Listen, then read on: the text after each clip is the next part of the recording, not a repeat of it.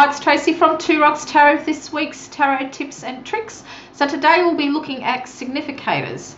So a significator is when you choose, well, traditionally, a court card to represent the person who's having the reading. So here we have got the King of Cups from the Light Seers Tarot. Now, traditionally, these were supposed to represent, I think, people who are blonde, fair in colouring, that sort of thing, blue eyes, green eyes. We have got the King of Swords here. Could be, grey-headed people, silver colour. I mean, with all the hair dyes that are around nowadays, it could represent anyone. And then we've got the Queen of Wands here, red-headed people, freckles, that type of thing. Queen of Cups, which I think was the same. I think it was the same, blue, green-eyed people. I really can't remember because I don't actually use significators. And then we've got the Queen of Pentacles. So basically, it was a court card that was chosen to represent the person who was having the actual reading. So that's the traditional way, by using a court card. And it doesn't have to be a king or queen. It can be a page. It can be a knight. It can be... that's it, isn't it? That's it, yeah. So you can choose any number one of them to signify the client who's having the reading. However, you can also just shuffle the deck, and whatever card pops up first, you can use that as a significator as well. So basically, what it was supposed to do was supposed to be so that you could hone in on the actual person who was having the reading, particularly if they weren't actually there. So for me, myself, I only ever do online readings. I never do face-to-face readings, purely because well, I'm deaf, but now I've got a really wicked pair of hearing aids and I can hear a lot better, so it probably wouldn't bother me as much now to do face-to-face. But usually, see how that's stuck up while I've done the shuffling, then that would be the card that I would use, and that's the star card. But like I said, I don't use significators. I don't think you need to be honest, because I kind of think that it stifles the reading. By that I mean that is if you are pulled a card to represent the person, you're more or less you stifle yourself, because you're thinking about, say, you might be thinking about the physical looks of the person. You might be thinking about so if it was the Queen of Cups, you may think that this person is highly emotional. On the other hand, be someone who has a problem with drinking, or could have been someone who's given up drinking. All these type of scenarios will get put into the card, because that's what that particular card is supposed to mean when it represents a person in the tarot. But that's if you read, like in a system like we've discussed in a previous video. That's if you read the Rider-Waite way, or whatever type of way that you particularly read. Now, because I'm a pictorial reader, I purely read what I see in the card. So I only ever look at what's on the picture of the card. Whatever image it is, I let it speak to me. So for me personally, if I chose a significator, that's going to just stifle my intuition. It's going to stifle my creativity. It's not going to give me what I need from the universe, or whoever it is that download this information to my head when I read the tarot. It's just gonna cut it off for me. I just can't do it. I really can't do it. And I don't even do it when I read the Lenormand either. I don't choose a significator to male or female. I just shuffle, and whatever card comes up first, that will represent the client. So if it's a snake, it'll be the snake. If it's a house, it'll be the house. And it always works out. That's just the way I've read. I've read that way for well over 20 years now, and it's worked for me. So if you really do want to have something to concentrate on, particularly if you are new, I wouldn't limit myself to just pulling a court card. So like I said, this particular one, we have pulled the star. So say now that you're representing a person. Now, often for me, when I read online, I don't even know if they're male or female. So, but looking at this card, you might think that this person has got, might be a female. They might have a feminine energy around them.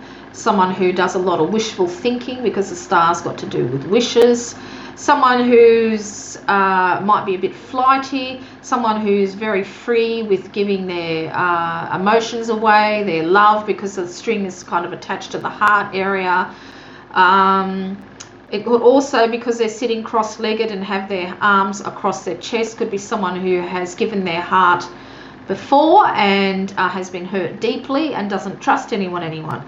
So I was trying to get out. So, you know, that's what I've gotten from the star. Just say if you are choosing as a, you know, you wanted to use the significator, this is all the things that you can get out of the one card. But you can see what I mean though. If I had have just chosen, say, the Queen of Wands to represent this person, and we'll just make sure, just for the hell of it, we'll make sure that this client is a female. But if I had chosen the Queen of Wands, and if you're just getting the usual fiery, passionate energy, you know, looks could be red-headed, you know, and you know, but if they're sitting across from you and you look at them and they could be olive-skinned, you know, with black hair, it doesn't really represent what we are told the Queen of Wands should look like, are you? But if you get the star to represent this person, it gives you a whole different can't pronounce the word. I'm not being able to pronounce my words lately, but it gives you a whole different range of who this person may be by just looking at the card representing them. So yes or no, it's really totally up to you if you want to use it. If you find this helps you concentrate, then by all means use a significator, but I'm here to tell you that it is not necessary. I'm here to tell you that don't just stick to a court card if you want to, after I've just chosen the star card just to represent another person. You know, really with everything tarot and divination, spirituality, whatever, you've really got to trust your intuition. That's the biggest thing when it comes to reading the tarot, is to get over that barrier of thinking, oh no, I should really be doing, oh no, it doesn't really, oh hang on, does it? Cut it out. As soon as you look at it, you think, oh, you know, she's off in fantasy land or something like that. That's what you got to stick with, not thinking, oh hang on a minute, maybe she likes to wish for things or stuff. You know what I mean? You don't second guess yourself. So as far as significators go, by all means, if it does help you concentrate, particularly if you are new to the tarot, do it. But just don't choose just a court card to represent it. So let's choose another card again. So say you wanted to, all right, this is a good one. Actually, no, let me see. I want to get a man. Hang on, let me get a male to represent. Yeah, but I don't actually want a court card. See if I can find a male in a different. Okay, this might be a fun one too. Oh no, it's a court card. I don't want a court card. I'm trying to not get a court card, just to give you an idea. Okay, this will do. So this, all right. So here we got is the Emperor. Okay, so just for for sake of this video, we'll make sure that we know that they are a male. Okay, so straight away what I'm drawn to is you know, the ram horns are there. So straight away I'm thinking this person is very stubborn. He comes up as very relaxed, very nonchalant. Things don't bother him. You know, his body language is very open. He looks like that you could approach him. But if you look a little bit closer, he's sitting on the world. He likes to be in control of his world. If you look at the chess piece that he's holding very, very loosely in his hand, he likes to be the one to make the first move. So if you were, say, asking about approaching this man for a relationship, you want to, you know, ask him out on a date or something like that, I probably wouldn't do it, because he's the one who likes to make the first move. In this particular one, because there's lots of reds and browns and things like that and of that nature in this color of this card, he might be someone who's very could be very grounded, but also someone who's very slow to lose their temper, perhaps, you know, because there is still that reddish energy in there. And you know, we remember that even though I don't pay attention to the astrological in the tarot itself, but we do know that it's an Aries, you know, type of energy. I mean, if you like to work with that type of thing astrologically in the tarot, by all means do it.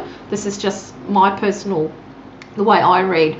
But for me, that has stood out. So if this is representing a person, yeah, someone who is stubborn, who's slow to have a temper. What else would we say? Probably someone who he looks casual, but he's very well groomed. His beard is very nice and neat. And he's just someone who likes to be controlled, which is pretty much what the Emperor card in the tarot is like. But if we were looking at this to, you know, making a move on someone, if you want to ask this guy out on a date, I'd probably say no, because he likes to make the first move as represented by the chess piece. So that's just another idea. I find it really hard to use significators because I've never even done it, not even when I first started the tarot, because I just knew that way of reading would stifle me. So that's a very, very basic explanation of significators. It's just purely choosing a card and having it to represent the person that you're doing the reading for. So if you do find that helps you concentrate, by all means do it. If you don't, you don't have to do it. And until next time, this is Tracy.